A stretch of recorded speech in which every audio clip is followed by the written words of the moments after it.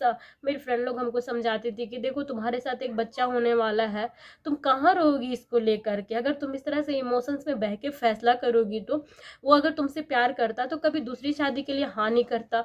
और वो हमेशा हमको यही बोलता था कि हमको दूसरी शादी का परमिशन दे दो ना, वो लोग पैसा लेके आएगी, दहेज लेके आएगी, वो मम्मी उससे खुश हो जाएगी, हम तुमको लेके बाहर रहेंगे, बाहर रखेंगे। मतलब इतना कोई गुड्डा गुड्डी का खेल, आप लोग समझ रहे हैं मुझे किस तरह से मेंटली ये करने का कोशिश करता था। हमेशा इसी बात पे जोर देता था कि मैं दूसरी शादी करूंगा ना तो उसको घर पे रख दूंगा, वो मम्मी का सेवा करेगी, घर में रहेगी।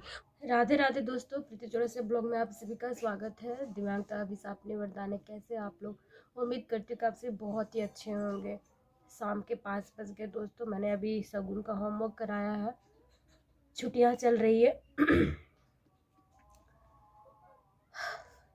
बैड कमेंट्स लगातार आ रहे हैं, कुछ भी आए कुछ भी हो, मैं मेरा काम कर रही हूँ, करती रहूँगी। भले मुझे सफलता मिले या ना मिले, मगर इतने सालों में मैंने क्या क्या झेला है, अभी भी झेल रही हूँ, वो सारी चीज़ें मैं आप सभी तक ज़रूर पहुँचाऊँगी। जिनको विश्वास है तो ठीक है, और जिनको नहीं है उनको मैं ज़बरदस्ती नहीं बोल रही हूँ विश्वास करने के लिए, क्योंकि सबकी अपनी अपनी मर्जी है। जो आपको अच्छा लगे, जो बोल करके वो करिए।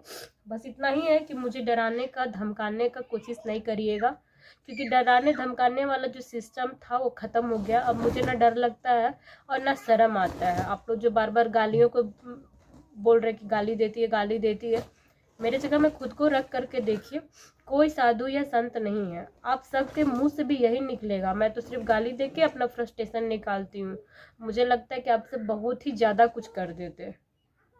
तो बात उन दिनों की है दोस्तों, जब मैं प्रेग्नेंट थी, शगुन मेरे पेट में थी। तो मेरा आदमी मेरे से पीछा छुड़ाना चाहता था, इसका फैमिली, इसका सारा कोई रिश्तेदार नातेदार सब लोग। मैं बिल्कुल आज जैसी अकेली हूँ वैसे कल भी अकेली थी। बस आज मुझे प्लेटफॉर्म मिला हुआ है, मैं आप सबसे बता रही हूँ। कल को मुझे नहीं मिला था और मैं इतना ज़्यादा बोल भी नहीं पाती थी, क्योंकि मुझे लगता था कि कोई मेरे साथ इतना बुरा नहीं करेगा। मुझे कभी भी उम्मीद नहीं था, कभी नहीं। मैं जानती थी कि कोई इतना गलत मेरे साथ कैसे कर सकता है, मैं कभी सोच भी नहीं सकती थी। तो शादी का बाद तो मैंने किसी को बताया नहीं था कि मेरी किससे शादी हुई है। फोटो वोटो मैंने सब हटा लिया था, मतलब मेरा जो फेसबुक था मैंने डीएक्टिवेट कर दिया था। और सिंदूर मैं बिल्कुल हल्का फुल्का लगाती थी, और जैसे मैं मतलब नई नवेली दुल्हन होती हूँ वैसा मेरे साथ कभी कुछ हुआ नहीं। हल्का फुल्का मेरा जो इच्छा था, जबरदस्ती करते थे हम। तो जैसे ही ये लड़का भाग गया अपना घर और फ़ोन वोन बंद कर लिया, फ़ोन बंद करा, उसके बाद 5-6 महीना बाद मुझसे फ़ोन करता था कभी कभार, और सिर्फ यही सुनने के लिए कि मैं इसको शादी करने के लिए हाँ बोल दूँ। और हर बार मैं ना बोल देती थी, कभी कभी इमोशंस में आकर के मैं बोल देती कि ठीक है जाओ कर लो। तो ये कहता था कि ऐसे कैसे, फिर तुम बाद में कुछ ऐसे करेगी तब, वैसे करेगी तब। मतलब जैसे किसी के साथ खेलना होता है ना भावनाओं के साथ, वैसे ही लड़का खेला करता था। मैं बहुत परेशान हो जाती थी, कहती थी कोई इतना नीच और गिरा हुआ आदमी कैसे हो सकता है, जहाँ मैं प्रेग्नेंट हूँ, जहाँ मुझे इसका मेंटली सपोर्ट चाहिए, पैसे से मदद चाहिए, ये लड़का सिर्फ अपना सोच रहा है। इसकी माँ हमेशा फ़ोन करवाती और यही बुलवाने की कोशिश करती कि हम इसको दूसरी शादी के लिए हाँ कर दे। मेरे घर में जब ये लोग पंचायती बैठ के गया, तब ये लोग पैसा के लिए जो हामी भरा के गया था, उसके बाद है तो जा करके अपने गांव में बोल दिया कि लड़की को 2-3 लाख में हाँ करवा दिए। 2-3 लाख में वो हाँ कर दी, जबकि मेरे यहाँ 15 लाख में इन लोग बात करके गया था, और घर जा करके 2 लाख बोल दिया। अब गया, उसके बाद मैं बहुत रोती थी, बहुत परेशान थी, क्योंकि मैंने कुछ भी चीज़ किसी से शेयर किया नहीं था। तो मेरा एक फ्रेंड था, बहुत सारा फ्रेंड था, वो लोग बोला कि तुम अब इसका फ़ोटो वायरल करो, अपना शादी का फ़ोटो वायरल करो। मैं तब भी नहीं करना चाहती थी, मुझे बहुत भरोसा था इस पे, बहुत ज़्यादा। मुझे लगता था कि मैं अभी ऐसा कर दूंगी, फिर बाद में इसी के साथ रहना होगा, ये रख ही लेगा मुझे, रहेगा तो फिर कितना ख़राब लगेगा। लेकिन ये हमेशा मुझे मेंटली टॉर्चर करता था, हमेशा। मेरी फ्रेंड लोग हमको समझाती थी कि देखो तुम्हारे साथ एक बच्चा होने वाला है, तुम कहाँ रहोगी इसको लेकर के। अगर तुम इस तरह से इमोशंस में बह के फैसला करोगी तो वो अगर तुमसे प्यार करता तो कभी दूसरी शादी के लिए हाँ नहीं करता।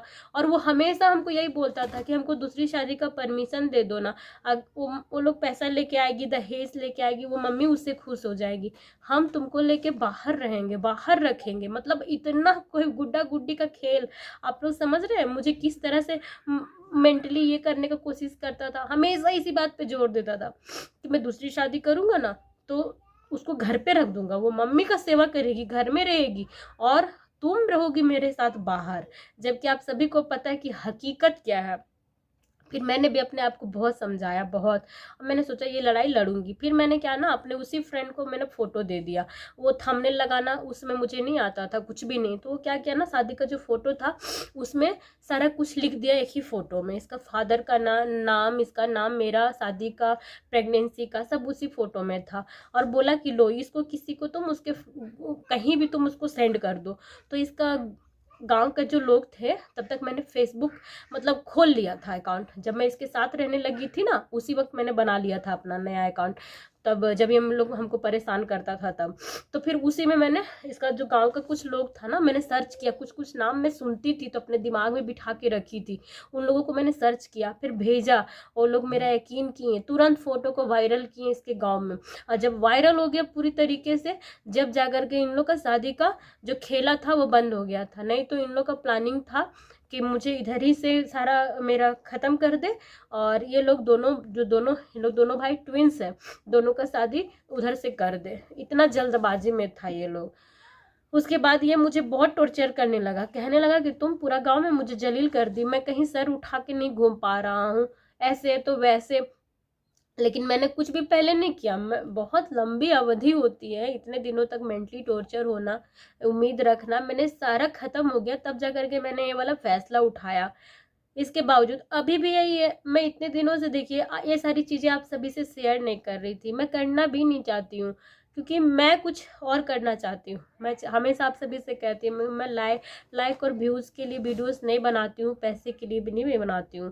क्योंकि मुझे जिस तरह से मेंटली टॉर्चर करके इन लोग रखा था ना, कि मैं अपने आप में कहीं सचमुच में नहीं हूँ, वो हो गई थी। क्योंकि 24 घंटा अगर कोई आपको यही बात बोले, हमेशा मेंटली टॉर्चर करे, तो आप क्या करिएगा। मैं वीडियो बनाने शुरू करी ताकि आप सभी मुझे समझे, जो मेरे अंदर का चिड़चिड़ापन है, गुस्सा है, सब चला जाए। आप सब मेरे जगह पे खाली खुद को रख के देखिए ना, आपको खुद लगेगा कि ये बेचारी कितना सफर कर रही है। इसके बावजूद सिर्फ सिर्फ लापरवाही का नाम देती है। लापरवाही सिर्फ नहीं है ना, इसका बदमाशी शुरू से है, हमेशा से।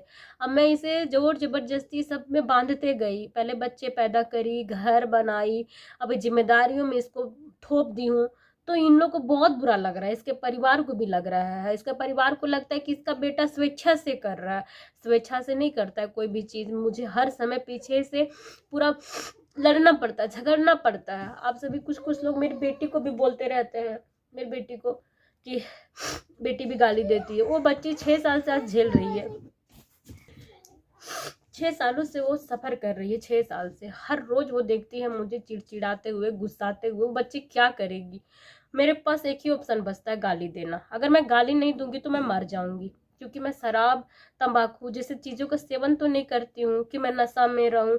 मैं भी आदमी हूँ, मैं दिन भर बच्चों के पीछे इतना मेंटली टॉर्चर होती हूँ। आप सभी मेरा पैर देखते हैं, इसके बल पे मुझे बोलते हैं इसका फ़ायदा उठाती है, फ़ायदा उठाती है।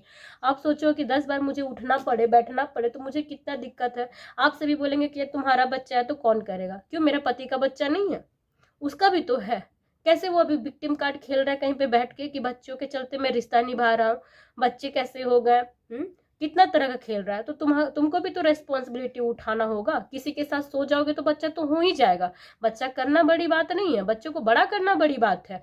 मैं सारी चीजें मैं सिखाती हूँ बच्चों को। आप लोग देखोगे कि जब कमेंट किया ना, अंग्रेजी में बोलता है, मगर कभी बच्चों को अंग्रेजी शब्द नहीं सिखाएगा, कभी नहीं, कभी। अरे तुम इतना बात करते हो, इतना, कभी बच्चों से कुछ बोलो, छोटी छोटी चीजें, तो बच्चे सीखेंगे। सारी चीजें मैं करूंगी। मैं, ये आप लोग सोचते हैं ना कि कुछ नहीं बोलता है, कुछ नहीं, वो बोलेगा क्यों, कुछ करता ही नहीं है तो बोलेगा क्या। दिन भर इसी बेड में पड़ा रहता है छुट्टी वाले दिन में। अब मैं भी इंसान हूं ना, तुम कहीं से कुछ नहीं कर सकते हो। तुम खुद अपना श्रमदान करो, मेरे लिए हेल्प करो, घर के कामों में योगदान करो। नहीं सोया रहेगा, संडे आता है ना, आप सब देखते घुमाने ले जाता है। मैं घर में कितने काम करती हूँ, कितना किचकिच करती हूँ ना, तब जाके ये बंदा लेके जाता है।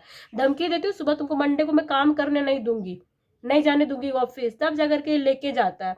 आप सभी सिर्फ मेरा बोलना सुनते हैं, इसका नहीं सुनते हैं। तो आप लोगों को लगता है मैं गलत हूँ, है ना। ये क्यों बोलेगा और क्या बोलेगा, ब्लॉग में आके क्या बोलेगा।